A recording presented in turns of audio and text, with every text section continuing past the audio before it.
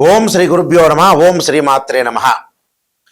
June 1వ తారీఖు నుంచి 10వ తారీఖు వరకు కూడా మేషాది ద్వాదశ రాశుల యొక్క ఫలితాలు ఏ విధంగా ఉండబోతున్నాయి తెలుసుకునే ముందు ఏ గ్రహాలు ఏ రాశుల్లో సంచరిస్తున్నాయో తెలుసుకుందాం. జూన్ 2వ తారీఖు నుంచి దేవగురువైన బృహస్పతి మిథున రాశి నుంచి కర్కాటక రాశిలోకి సంచారం చేయటం, మేషంలో కుజుడు, వృషభంలో రవి, మిథునంలో బుధుడి యొక్క సంచారం, శుక్రుడు 8వ తారీఖు వరకు కూడా మిథున రాశిలోను, 9, 10 తారీఖుల్లో కర్కాటక రాశిలో సంచారం చేయడం జరుగుతుంది. శని సహజంగా మీనరాశిలోను, రాహు కుంభరాశిలోను, కేతు వచ్చేటప్పుడు సింహరాశిలోను సంచరిస్తుంటాడు. ఇవన్నీ కూడా గోచారరీత్యా చెప్పబడే ఫలితాలు అంటారు. గోచారం ఎప్పుడు కూడా 20% సపోర్ట్ చేస్తుంది. ఇక్కడ బర్త్ చార్ట్ సంబంధించిన విషయాలు కావు. గోచారానికి బర్త్ చార్ట్ అంటే ఏమిటంటే అది ఏదైతే మన జాతకాన్ని తీసుకొని date of birth, time, place of birth తీసుకొని బర్త్ చార్ట్ చెప్పి దానికి బర్త్ చార్ట్లో కూడా D16 చార్ట్స్ అన్నీ కూడా మనం పరిశీలన చేసిన తర్వాత వాళ్ళకి ఉద్యోగ పరంగా కానీ, వ్యాపార పరంగా కానీ, హెల్త్ పరంగా కానీ, డెవలప్మెంట్ కానీ, ఎకనామిక్ గ్రోత్ కానీ, మ్యారేజ్ లైఫ్ కానీ, కోర్టు సమస్యలు కానీ, ఎసెట్స్ కానీ, పిల్లల యొక్క చదువులన్నీ కూడా తెలిపేది బర్త్ చార్ట్ అంటారు. అలానే గోచారరీత్యా కూడా ఇలాంటి విషయాలన్నీ కూడా తెలుస్తాయి. సూచనలు, మనం ఎలాంటి నిర్ణయాలు తీసుకోవాలి, ఎలాంటి ఉద్యోగంలో చేరాలి, ఈ 10 రోజుల పాటు ఎలాగ ఆరోగ్యం ఎలా ఉండబోతుంది, పిల్లల మీద ఎలా కాన్సన్ట్రేషన్ చేయాలి, మ్యారేజ్ లైఫ్ అనేది ఏంది, వైఫ్ అండ్ హస్బెండ్ రిలేషన్ ఏంటి అనేది ఈ 10 రోజుల పాటు తెలిసేదే గోచారం అంటారు. అంటే ప్రజెంట్ సిచ్యువేషన్ తెలిసేది గోచారం. గోచారం ఎప్పుడు కూడా 20% సపోర్ట్ చేస్తుంది. బర్త్ చార్ట్ అనేది చాలా ఇంపార్టెంట్. బర్త్ చార్ట్ ఏంటంటే లైఫ్ లాంగ్ ఉండే ప్రొటెక్షన్ తెలియజేసేదే మనం బర్త్ చార్ట్ అంటాం. అలానే ద్వాదశ భావాలని, ద్వాదశ రాశ్యాధిపతుల్ని, ఆయా రాశుల్లో ఏ గ్రహాలు సంచరిస్తున్నాయి, బర్త్ చార్ట్లో డివిజనబుల్ చార్ట్స్ అన్ని కూడా అనాలిసిస్ చేసి మ్యాథమెటికల్గా అనాలిసిస్ చేసి చెప్పేదే బర్త్ చార్ట్ అంట. ఈ ప్రజెంట్ మనం గోచార రీత్యా మేషాది రాశుల వాళ్ళకి ఈ 10 రోజుల పాటు ఏం జరగబోతుంది, ఎలాంటి నిర్ణయాలు తీసుకోవాలి, ఎలాంటి ప్రమాదాలు జరగబోతున్నాయి, ఎలాంటి శుభవార్తలు వినబోతున్నారో మనం తెలుసుకుందాం. వృశ్చిక రాశి వారికి 10 రోజుల పాటు కూడా ఏ విధంగా ఉండబోతుందో తెలుసుకుందాం. వృశ్చిక రాశి వారికి 6వ స్థానంలో కుజుడి యొక్క సంచారం వల్ల శత్రులు మిత్రులుగా మారిపోయే అవకాశాలు, కోర్టు విభేదాలు, అనుమానాలు ఇలాంటివన్నీ కూడా తగ్గిపోతాయి. ఎందుకంటే 6వ స్థానంలో కుజుడు వల్ల కోర్టు సమస్యలు పరిష్కారం కావటం, పిత్రార్జితము కలిసి రావటం, అన్నదమ్ముల మధ్యలో సఖ్యత, వ్యాపార సంబంధమైన ఒప్పందాలు, అగ్రిమెంట్లు జరిగే అవకాశాలు ఎక్కువగా ఉంటాయి. సో కుజుడు వల్ల అనుకూలంగా ఉంటుంది. వాహనాలు కొనుగోలు చేసే అవకాశం కూడా ఉంటుంది. సో వృశ్చిక రాశి వారికి వచ్చేటప్పుడు కుజగ్రహ సంచారం అనేది చాలా బాగుంది. పంచమ స్థానంలో శని యొక్క సంచారం వల్ల స్థానచలనం జరగటం, చతుర్థంలో ఏదైతే రాహు యొక్క సంచారం వల్ల తల్లి యొక్క ఆరోగ్య విషయంలో కొద్దిగా శ్రద్ధ పెట్టాలి. అలానే సప్తమంలో రవి యొక్క సంచారం వల్ల భార్యాభర్తల మధ్యలో విభేదాలు రాకుండా కొద్దిగా మ్యూచువల్ అండర్స్టాండింగు, కొంత కోప ఉద్రిక్తలను, ఆవేశాలను కొంచెం తగ్గించుకొని ముందుకెళ్ళటం చాలా మంచిది. అలానే ఇక్కడ బుధుడి యొక్క సంచారాన్ని మనం చూసుకునేటట్టయితే 8వ స్థానంలో బుధుడి యొక్క సంచారం, అలానే 8వ స్థానంలో శుక్రుడి యొక్క సంచారం కూడా 8వ తారీఖు వరకు ఉంది. నూతన వ్యాపారాలు ఏది కూడా చేయకుండా ఉండటం చాలా మంచిది. అంటే స్మాల్ ఇన్వెస్ట్మెంట్ చేయాలి, ఎక్కువగా ఇన్వెస్ట్మెంట్ చేయొద్దు. అంటే గ్రోత్ అనేది ఉంది జాతకంలో, కానీ ఎక్కడొక్కడ ఒక 10% అనవసరంగా ఖర్చులయ్యే అవకాశాలు ఎక్కువ ఉంటుంది. కాబట్టి బుధగ్రహం అనేది అంత అనుకూలంగా లేదు కాబట్టి కొద్దిగా జాగ్రత్త వహించి ముందుకు వెళ్ళాలి. అలాగే శుక్రగ్రహం వల్ల వివాహ శుభ కార్యక్రమాలు, మంచి సుసంపన్నమైన కుటుంబం నుంచి అమ్మాయి కానీ అబ్బాయి కానీ వచ్చే అవకాశాలు ఉంటాయి. శుభ కార్యక్రమాలు ఆర్గనైజేషన్ చేస్తారు. దానితో పాటు గృహ ఉపకరణ వస్తువులు, ప్రత్యేకమైన ఇంటి వస్తువులు కొనుగోలు చేయటం. కుజుడి యొక్క ప్రభావం వల్ల రియల్ ఎస్టేట్, కన్స్ట్రక్షన్ వాళ్ళకి చాలా అనుకూలంగా ఉంటుంది. మెడికల్ కానీ, రక్షణ శాఖ కానీ, పోలీస్ డిపార్ట్మెంట్ వాళ్ళకి చాలా అనుకూలంగా ఉంటుంది. అందువల్ల కోర్టు సమస్యలు కూడా పరిష్కారం అవుతాయి. అసలు విషయానికి మనం వస్తే గురువు యొక్క సంచారం. గురువు మిథున రాశి నుంచి కర్కాటక రాశిలోకి జూన్ 2వ తారీఖున మారుతాడు. అప్పుడు వీరికి వచ్చేటప్పటికల్లా ద్వితీయాధిపతి, పంచమాధిపతి భాగ్యస్థానంలో ఉండటం వల్ల గతంలో ఏదైతే పెండింగ్ ప్రాజెక్టులు కానీ, మొండి బాకీలు కానీ ఇవన్నీ కూడా వసూలు కావటం, నిరుద్యోగులకు మంచి ఉద్యోగ అవకాశాలు, విద్యార్థులు ఏదైతే గతంలో కాంపిటేటివ్ ఎగ్జామినేషన్ కానీ, అలా అప్సెట్ కానీ, మెడికల్ కానీ ఏదైతే ఫెయిల్యూర్ అయ్యారో ఈ సంవత్సరం రాస్తే చాలా అనుకూలమైన ఫలితాలు జరిగే అవకాశాలు ఎక్కువ ఉంటుంది.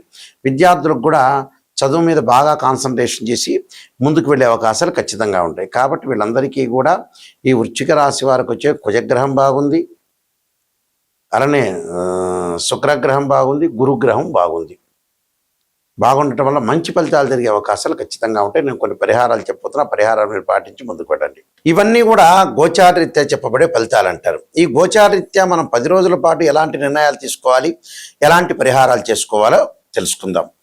ప్రధానంగా ఉద్యోగరీత్యా, ఆరోగ్యరీత్యా ప్రధానంగా ఎవరికైనా సరే ఇబ్బందులు కలుగుతున్న వ్యక్తులు ఎవరైనా ఉంటే చక్కగా మనం చేయాల్సింది ఏంటంటే సూర్యగ్రహం యొక్క ఆరాధన చేయాలి. ఉద్యోగంలో అబ్స్ట్రక్షన్స్ కానీ, ఉద్యోగంలో అప్ అండ్ డౌన్స్ కానీ, అధికారుల యొక్క ఒత్తిడి కానీ, ఉద్యోగాలు పోవటం కానీ, నిరుద్యోగులకు ఉద్యోగ అవకాశాలు లేకపోవటం, అంటే ఎంప్లాయ్మెంట్ పరంగా ఇబ్బందులు కలుగుతున్న వ్యక్తులు, హెల్త్ పరంగా కూడా కొంత ఇబ్బందులు కలుగుతున్న వ్యక్తులకి, అంటే కోపం ఉద్రిక్తలో పెరుగుతుండి ఆవేశపడుతున్న వ్యక్తులకు కూడా సూర్యుడి యొక్క ఆరాధన చేయాలి. సూర్యుడి యొక్క ఆరాధన ఎలా చేయాలి అనంటే ప్రతి గ్రహానికి అధిదేవత, ప్రత్యదేవత, అంతరిక్ష దేవత, అధిష్టాన దేవతలు ఉంటారు. అక్కడ సూర్యుడు గ్రహం అనేది మనకు బాగా లేకపోతే మాతాంగీ దేవి యొక్క ఆరాధన చేయాలి. మాతాంగీ దేవి యొక్క ఆరాధన ఆదివారం రోజున ప్రాతకాలంలో సూర్యహోరలో చేస్తే మనకి ఉద్యోగపరంగా ఉండే, ఆరోగ్యపరంగా ఉండే కష్టాలకు దూరం అయ్యే అవకాశం ఖచ్చితంగా ఉంటుంది. అంటే సూర్య భగవానుడికి అంతరిక్ష దేవత, మెయిన్ దేవత ఎవరంటే మాతాంగి దేవి. మాతాంగి దేవిని ఆరాధన చేయాలి. మానసికంగా బాధలు పడుతుంటూ టెన్షన్గా ఉండి, మెంటల్లీ డిజార్డర్ ఉండి, చంద్రగ్రహం అనేది అనుకూలంగా లేకపోతే వారి జాతకంలో తప్పకుండా వాళ్ళు భువనేశ్వరీ దేవి యొక్క ఆరాధన చేయాలి. అంటే చంద్రుడికి అంతరిక్ష దేవత భువనేశ్వరి దేవి. భువనేశ్వరి దేవిని సోమవారం రోజున చంద్రహోరలో ప్రాతకాలం చేయటం వల్ల మానసికంగా ప్రశాంతత లభించే అవకాశం ఖచ్చితంగా ఉంటుంది. కొంతమంది ఎంత డబ్బులున్నా ఎన్నున్నా కూడా మానసికంగా ప్రశాంతత ఉండదు. ప్రశాంతత కావాలంటే ఖచ్చితంగా భువనేశ్వరి యొక్క ఆరాధనతో పాటు చంద్రుడికి ప్రీతికరమైన ఒడ్లు కానీ, బియ్యాన్ని కానీ సోమవారం రోజున దానం చేయటం చాలా మంచిది. అలానే వాహన ప్రమాదాలు జరుగుతున్న, ఆరోగ్యపరంగా ఇబ్బందులు, కోర్టు సమస్యలు, అన్నదమ్ముల మధ్యలో కానీ, అక్కచెల్లెల మధ్యలో గొడవలు జరుగుతున్నా, పిత్రార్జిత విషయంలో కూడా కొన్ని గొడవలు జరుగుతున్నా, వాహన ప్రమాదాలు జరుగుతున్న, ఆరోగ్యపరంగా ఇబ్బందులు కలుగుతున్న వ్యక్తులు కుజుడి యొక్క ఆరాధన చేయాలి. సుబ్రహ్మణ్య స్వామి యొక్క అష్టకాన్ని చదవటం ఒకటి. అలానే కుజుడికి అంతరిక్ష దేవతైన భగళాముఖి యొక్క స్తోత్ర పాలనం చేయాలి. అది దేవాలయంలో కూర్చొని చక్కగా మంగళవారం రోజున ప్రాతకాలంలో చేయడం చాలా మంచిది. ఒకవేళ ప్రాతకాలం కుదరకపోతే ప్రదోషకాల సమయంలో కూడా చక్కగా స్నానం చేసి భగళాముఖి యొక్క స్తోత్ర పాలనాన్ని, సుబ్రహ్మణ్య స్వామి యొక్క అష్టకాన్ని, సుబ్రహ్మణ్య యొక్క స్తోత్రాన్ని, సుబ్రహ్మణ్య స్వామి భుజంగ స్తోత్రాన్ని కూడా చదువుతున్న వల్ల కూడా చాలా మంచి జరిగే అవకాశాలు ఎక్కువ ఉంటుంది. బుద్ధి వికసించట్లేదా, వ్యాపార పరంగా అనుకూలంగా లేదా, అలానే బ్రెయిన్ మెచ్యూరిటీ వాల్యూస్ పెరగట్లేదా, వ్యాపారం కానీ ఉద్యోగ పరంగా కానీ కొన్ని ఇబ్బందులు కలుగుతున్నాయా, అంటే ఏ టైంలో ఏ నిర్ణయం తీసుకోవాలి అనేది తెలుసుకోలేకపోతున్నారా, ఏ నిర్ణయాన్ని కరెక్ట్గా అమలు చేయలేకపోతున్నారా, ప్రణాళికాబద్ధంగా మీరు చేయలేకపోతున్న వ్యక్తులు బుధుడి యొక్క ఆరాధన చేయాలి. అంటే బుధుడి యొక్క ఆరాధన చేయటం వల్ల మనకు ఖచ్చితంగా మంచి జరిగే అవకాశాలు ఎక్కువగా ఉంటాయి. కాబట్టి తప్పకుండా బుధుడి యొక్క ఆరాధన చేయాలి. చేయటం వల్ల మంచి జరిగే అవకాశాలు ఖచ్చితంగా ఉంటాయి. లలితాదేవి యొక్క స్తోత్ర పాలనం చేయాలి. లలితా అమ్మవారిని భక్తి శ్రద్ధలతో కొలవాలి. విష్ణు సహస్ర పాలనం చేయటం వల్ల కూడా చాలా మంచి జరిగే అవకాశం ఉంటుంది. అది బుధహోరలో కానీ ప్రదోషకాల సమయంలో కానీ చేయొచ్చు. అలానే విద్య ఎందు అనుకూలంగా లేదా, ఎర్నింగ్కి సంబంధించిన విషయాలు అప్ అండ్ డౌన్స్ ఉన్నాయా, ఫైనాన్షియల్ పరంగా అనుకూలంగా లేదా, డబ్బులు సంపాదించలేకపోతున్నారా, అలానే విద్యార్థులకు విద్య రావట్లేదా, ఆలోచనాశరంలో మార్పులు జరగాలన్నా, అలానే ఎర్నింగ్ సంబంధించిన విషయాల్లో కూడా డబ్బు పరంగా ఇబ్బందులు పడుతున్న వ్యక్తులు గురువుకి అంతరిక్ష దేవత అయిన తారామహాదేవి యొక్క స్తోత్రాన్ని ఉదయం పూట ప్రాతకాలం చదవటం మంచిది. ప్రదోషకాల సమయంలో కూడా చదవటం చాలా మంచిది. అలానే విద్యార్థులు సరస్వతీదేవి యొక్క ప్రార్థన చేయాలి. వివాహం కావట్లేదా అంటే ఇందాక నేను చెప్పిన దానిలో గురువు సంతానకారకుడు కూడా. ఆ సంతానానికి సంబంధించిన తారా మహాదేవి స్తోత్రాన్ని, సంతాన గోపాలకృష్ణ మంత్రాన్ని చదవటం కూడా చాలా మంచిది. అలానే శుక్రగ్రహాన్ని దగ్గరికి వస్తే వివాహం కాబట్టేదా, వివాహపరంగా ఆలస్యం జరుగుతుందా అంటే శుక్రుడి యొక్క అనుకూలత ఉండాలి. శుక్రుడి యొక్క అనుకూలత ఉండాలంటే ఖచ్చితంగా శుక్రుడి యొక్క ఆరాధన చేయాలి. అంటే ఆరాధన అంటే శుక్రుడికి అంతరిక్ష దేవతైన కమలాదేవి యొక్క ఆరాధన చేయటం వల్ల మంచి జరిగే అవకాశాలు ఖచ్చితంగా ఉంటుంది. ఉదయం కానీ సాయంత్రం కానీ చదవటంలో మంచి జరిగే అవకాశాలు ఎక్కువ ఉంటుంది. అలానే ముఖ్యంగా స్త్రీలు వరపాస్పదాస రుద్రాభిషేకం, అఘోర గౌరీ పాస్పదాస రుద్రాభిషేకం, అబ్బాయిలు వచ్చే కన్యా పాస్పదాస రుద్రాభిషేకాన్ని చేయాలి. శనిపరంగా ఎల్నాటి శని, జన్మశని, అలానే ద్వితీయ స్థానంలో శని, వ్యయశని, కంటక శని లేదా పొంగు శని, అర్ధాష్టమ శని, అష్టమ శనులు జరుగుతున్నాయా, శని మహారథి జరుగుతుందా, శని యొక్క బాధలు పడుతున్నారా, దక్షిణాకాళి స్తోత్రాన్ని గుడిలో వెళ్ళి చదవటం మంచిది.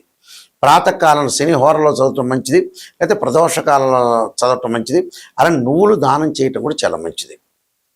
అలానే రాహు బాగుండట్లేదా, విదేశాలకు వెళ్ళలేకపోతున్నారా, నరదృష్టి ఉందా, చక్షు దోషాలున్నాయా అంటే కంటి దోషాలున్నాయా, ఏ దోషాలు ఉన్నాయని జాతకంలో చూసుకునేటట్టయితే రాహుకి అలానే అధిష్టాన దేవతలు, అంతరిక్ష దేవతలు ఉంటారు. అంతరిక్ష దేవత అయిన చిన్న మస్తాదేవి యొక్క స్తోత్రాన్ని పారాయణ చేయండి. ఇది ఎప్పుడు చేయాలి? తప్పకుండా శనివారం రోజున, ఆదివారం కానీ శనివారం కానీ చేయొచ్చు. అలానే కేతువు వల్ల జ్ఞానం రావట్లేదా, జ్ఞాన సంపన్నులు కాలేకపోతున్నారా, ఆటంకాలు కలుగుతున్నాయా, పిత్రార్జిత విషయంలో కానీ, కోర్టు సమస్యలో కానీ, అన్నదమ్ముల మధ్యలో కానీ ఏదైనా గొడవలు జరుగుతుంటే ఖచ్చితంగా కేతువుకు అంతరిక్ష దేవత అయిన మనం ధూమవతీదేవి యొక్క స్తోత్ర పారాయణం చేయాలి. అది ఎప్పుడు చేయాలి? మంగళవారం రోజున చేయడం చాలా మంచిది, ఉదయం కానీ సాయంత్రం కానీ. అంటే ఇవన్నీ కూడా రెమెడీస్ అనేవి చేసుకోవాలి. ధనపరంగా ఇబ్బందులు కలుగుతున్న వాళ్ళు కూడా ఖచ్చితంగా యక్షాయ కుబేరాయ వైశ్రవణాయ ధనధాన్యాధిపతి ధనం ధాన్యం సమృద్ధిమే దేహిమే దాపైస్వాహ అనే మంత్రాన్ని, ఆరోగ్యపరంగా ఇబ్బందులు కలుగుతున్నాయా, శరీరే జర్జరీభూతే వ్యాధిగ్రస్తే కలేబ్రే ఔషధం జాహ్నవీతోయం వైద్యో నారాయణ హరి మంత్రాన్ని, ఉద్యోగపరంగా సూర్య గాయత్రి మంత్రాన్ని చదువుకోవటం మంచిది. ఆదిత్యాయుధే సహస్రకిరణాయుధమే తన్నో సూర్య ప్రచోదయాత్. మానసికంగా ఆందోళన పడుతున్నారా, క్షీరపుత్రాయుధి అమృతతత్వాయుధమే తన్నో చంద్ర ప్రచోదయాత్ అనే మంత్రాన్ని చక్కగా చదువుకోండి, మీకు మంచి జరిగే అవకాశాలు ఖచ్చితంగా ఉంటాయి. అయితే ఏమిటి అనంటే ఇవన్నీ కూడా గోచారరీత్యా చెప్పబడే ఫలితాలు. గోచారం ఎప్పుడు కూడా 20% గుర్తుపెట్టుకోండి. అంటే మేషరాశి వాళ్ళందరికీ 5 లక్షల మంది హైదరాబాద్లో ఉంటే అలానే జరుగుతుందా? జరగదు. సూచనలు అంటే ఆ 4-5 పాయింట్లలో ఒక సూచన జరుగుతుంటే మీరు జాగ్రత్త పడే అవకాశం ఖచ్చితంగా ఉంటుంది. అదొకటి గుర్తుపెట్టుకోవాలి. గోచారం కూడా ఇంపార్టెంటే.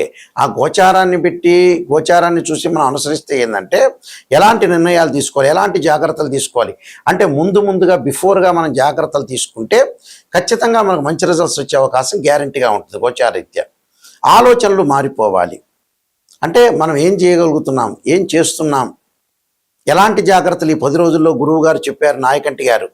ఆ ఆలోచనలు సరళలు మనం ఎంత మార్చుకోవాలి, ఏమి చేయాలి, ఎలాంటి జాగ్రత్తలు చేయాలి, 10 రోజుల్లో మనకెక్కడ కూడా చెడు ఫలితాలు జరగకుండా, అరిష్టాలు జరగకుండా జాగ్రత్తగా మన జీవితాన్ని నడుపుకోవాలంటే గోచారం అనేది చాలా ఇంపార్టెంట్. బర్త్ చార్ట్ ఏంటంటే లాంగ్ రన్లో ప్రిడిక్షన్స్. అంటే ఈ రోజు దగ్గర నుంచి మనం పుట్టినప్పటి నుంచి లాస్ట్ వరకు ఎలాంటి నిర్ణయాలు తీసుకోవాలి అంటే ప్రొఫెషనల్ పరంగా ఎలా తీసుకోవాలి, బిజినెస్ పరంగా ఎలా తీసుకోవాలి, హెల్త్ పరంగా, ఎంప్లాయ్మెంట్ పరంగా, మ్యారేజ్ సంబంధించిన విషయాల్లో కానీ, చిల్డ్రన్స్ కానీ, కోర్టు సమస్యలు కానీ, ఎసెట్స్ కానీ, ఎర్నింగ్ కానీ, డెవలప్మెంట్ కానీ, ఇవన్నీ కూడా ద్వాదశ భావాలను ఎనాలిసిస్ చేసి చెప్తారు. బర్త్ చార్టులో జన్మలగ్నం నుంచి ద్వాదశ భావాలు ఉంటాయి. అంటే తనుభావానికి రవిధిపతిని, ద్వితీయ భావానికి వచ్చే గురు అధిపతిని, తృతీయ భావానికి కుజుడు, అలానే చతుర్థ భావానికి చంద్రుడు బుధుడు, పంచమ భావానికి గురువు, షష్టమ భావానికి అంటే రోగస్థానం. షష్టం అంటే రోగాలు ఎలా రాబోతున్నాయి, శత్రువులు ఎలా ఉండబోతున్నారో షష్టమం. ఆ షష్టమానికి ఏంటంటే శని కుజులు. నేను ఇందాక చెప్పిన తనుభావం అంటే ఏంటి, తనుభావానికి అధిపతి రవి అంటే తన యొక్క నిర్ణయాలు ఎలాంటి మార్చుకోవాలి, మనం ఎక్కడ మిస్టేక్ చేస్తున్నాం, ఏదైనా పొరపాట్లు చేస్తున్నాం అనే తనుభావం మన వ్యక్తిత్వం. ద్వితీయ భావం వచ్చే ధన వాక్కుస్థానం అంటే కుటుంబ స్థానం. ధనం ఎలా సంపాదించగలుగుతాం, మన వాక్కు వల్ల ఎదుటివాడి వల్ల నిష్ఠూరం జరుగుతుందా, వాడు మనకు దూరం అవుతాడా, వాడి అలాంటి విషయాల వల్ల కూడా గ్రాస్పింగ్ పవర్ ఉంది కదా అని ఎక్కువ మాట్లాడితే కూడా ప్రాబ్లమ్స్ వస్తుంటాయి. కుటుంబ పరంగా, ఫ్యామిలీ పరంగా ఎలా ఉండబోతుంది. తృతీయ స్థానం మన సోదర స్థానం అంటాం. అంటే సోదరులతో ఎలా ఉండబోతున్నాం. చతుర్థ భావం తల్లి యొక్క ఆరోగ్యం, తల్లి సంబంధించిన విషయాలు, ప్రాథమిక విద్య, చంద్రుడు బుధుడు. అలానే పంచమ భావం గురువు, సంతానం కలగలేకపోతుందా, కలుగుతుందా, సంతాన పరంగా ఎలాంటి నిర్ణయాలు తీసుకోవాలి. షష్టమ భావం శని కుజులు. అలానే సప్తమ భావం శుక్రుడు, అంటే వివాహం ఎలా ఉండబోతుంది, ఎప్పుడు అవుతుంది. అష్టమ భావం వచ్చేటప్పటికల్లా శని. అలానే నవమ భావం గురువు, అంటే గురువు రవి, అంటే పితృభావం అంటారు, పితృకారకుడు రవి అంటారు. అంటే తండ్రి సంబంధించిన సంబంధ బాంధవ్యం ఎలా ఉంటుంది, తండ్రి యొక్క ఆరోగ్యం, మన డెవలప్మెంట్. దశమ భావం వృత్తి స్థానం, అంటే రవి బుధ గురు శనులు, ఈ 4 గ్రహాలు ఎలా ఉన్నాయి. లాభస్థానం గురువు, వ్యయస్థానం శని, ఎంత డబ్బులు వచ్చినా ఖర్చు పెట్టడం ఏంటి అంటే ద్వాదశ భావాలు, దానిలో ఉండే రాస్యాధిపతి, ఆ గడిలో ఉన్న గ్రహం. అంటే భావాధిపతి అంటే ఏమిటి, ఇంటి ఓనరు. రాస్యాధిపతి అంటే ఆ రాస్యానికి సంబంధించిన అధిపతులు ఎవరంటే ఆయన బిల్డరు. అక్కడ గ్రహం ఏదే రాశుల్లో గ్రహం ఉందో దాని టెనెంట్ అంటారు, అద్దెకున్న వ్యక్తి అని అర్థం. అలానే 16 డివిజనబుల్ చార్ట్ చూసి ఒక అబ్బాయికి వివాహం కావట్లేదా, ఒక అమ్మాయికి వివాహం కావట్లేదంటే రాశిచక్రము, నవాంశము, భావచక్రము, దశలు, అంతర్దశలు. వృత్తిపరంగా ఎలా ఉండబోతుంది అని అంటే D10 చార్ట్ చూడాలి. దశమాంశ చక్రం అంటారు, అంటే రాశిచక్రము, భావచక్రము, దశమ చక్రము, దశాధిపతులు. అలానే సంతానం కలుగుతుందా, కలగలేదంటే రాశిచక్రము, సప్తమాంశము, భావచక్రము, దశలు, అంతర్దశలు. అంటే ఇలా 16 డివిజనబుల్ చార్ట్ చూసి మ్యాథమెటికల్గా క్యాలిక్యులేషన్ వేసి ఉచ్చస్థానంలో ఉన్నారా, నీచ స్థానంలో ఉన్నారా, గ్రహాలు ఎన్ని డిగ్రీల్లో ఉన్నారు, ఎంత పొజిషన్ ఉంది అని నిజం తెలుసుకోవాలి. చాలామంది కూడా ఈ మధ్యన ఏంటంటే నెగిటివ్ అంటున్నారు. నెగిటివ్లోంచి పాజిటివ్ వచ్చేది ఫార్ములా నెంబర్ 1. జీవితంలో పాజిటివ్ కంటే కూడా నెగిటివ్ తెలుసుకోవాలి. ఆ ఫార్ములా నెంబర్ 1లో ఎప్పుడు కూడా నెగిటివ్ తెలుసుకుంటే దాన్ని మనం పాజిటివ్ చేసుకోవడం ఎలా. ఫార్ములా నెంబర్ 2, అసత్య ధోరణిలో ఉండకూడదు, సత్య ధోరణిలో ఉండాలి. ఒక ఆస్ట్రాలజర్ని అప్రోచ్ అయినప్పుడు నిజం తెలుసుకోవాలి. ఆ నిజం తెలుసుకుంటేనే మనకు మంచి జరిగే అవకాశం ఖచ్చితంగా ఉంటుంది. నిజం తెలుసుకోలేదనుకోండి, ఆస్ట్రాలజర్ ఏం చేయలేరు, మీరే నష్టపోతారు. మిమ్మల్ని మీరు మోసం చేసుకున్న వ్యక్తులు అవుతారు. ఇలాంటి విషయాలన్నీ కూడా తెలుసుకోండి. నాయకంటి గారికి ఫోన్ చేసేవాళ్ళు ఎవరైనా సరే నిజంగా ఆయన ద్వారా బాగుపడాలి, నిజంగా నెగిటివ్ తెలుసుకోవాలి, పాజిటివ్ తెలుసుకోవాలి, నెగిటివ్ ద్వారా నన్ను పాజిటివ్లోకి వెళ్ళాలి అని ఆలోచన చేసే వాళ్ళందరూ నా నెంబర్కి కాంటాక్ట్ చేయండి. మా వెబ్సైట్ www.nayakanti.com, www.nayakanti.in. నేను కాలసర్పయోగ చంద్రిక, రాహుకేతులు, ఛాయాగ్రహాలు, అలానే బృహత్ పరిహార సింధు, జాతక చంద్రిక, వివాహ మార్తాండము, స్వప్నశాస్త్ర ఫలదీపిక, సర్వదేవతా గోత్రములు పార్ట్ 1, పార్ట్ 2, పుత్రగణపతి వ్రతము, ప్రొడక్షన్ ఆఫ్ ఆస్ట్రాలజీ, అలా నవగ్రహ దోషాలకి 12 మహావిద్యల యొక్క స్తోత్రాల, అమ్మవారి యొక్క పారాయణాలు, ఇలాంటి నెంబర్ ఆఫ్ ఆస్ట్రాలజీ బుక్స్ రైటర్ని నేను. అలానే ఈ పుస్తకాలన్నీ కూడా రాజమండ్రి మోహన్ పబ్లికేషన్ వాళ్ళ దగ్గర దొరుకుతాయి. మా దగ్గర కూడా ఈ పుస్తకాలన్నీ కూడా లభ్యమవుతాయి. కాబట్టి ఖచ్చితంగా మీరు జాతకాన్ని నిజం తెలుసుకోండి, నిజం తెలుసుకొని ముందుకు వెళ్ళండి.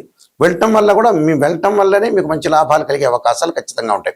ఆ స్క్రీన్ మీద స్క్రోలింగ్ అవుతున్న నెంబర్ ఉంటుంది, ఆ నెంబర్ నాకే డైరెక్ట్గా వస్తుంది. మీరు మీ అందరికీ కూడా శ్రీ పరమేశ్వరుడి యొక్క కరుణాకటాక్షము, పరమేశ్వరుడి యొక్క కరుణాకటాక్షం ఉండాలని ఆశిస్తూ సర్వే జనా సుఖినో భవంతు.